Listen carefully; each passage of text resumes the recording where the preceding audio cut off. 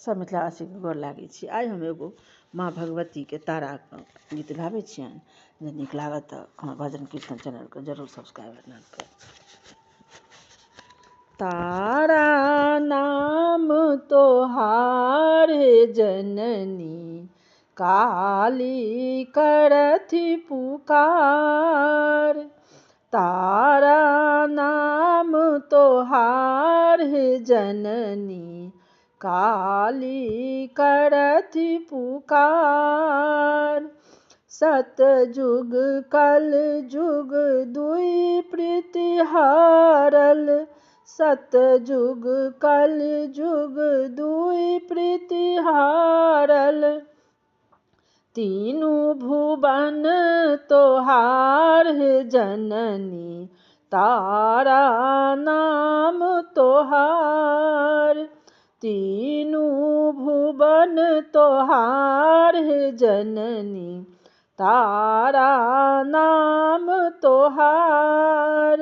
अष्टभुजाल सिंह पर चढ़ली, अष्टभुजाल सिंह पर चढ़ली। देखैत सकल संसार हे जननी, तारा नाम तोहार।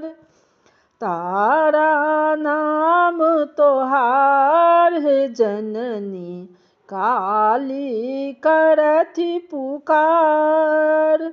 सुर नर मुनि सब ध्यान धरत हैं, सुर नर मुनि सब ध्यान धरत हैं। गले बैजयंत्रिक माल हे जननी, तारा नाम तोहार। गले बैजयंत्रिक माल जननी, तारा नाम तोहार। तारा नाम तोहार हे जननी, काली करथि पुकार। तारा नाम तोहार हे जननी, काली करथि पुकार।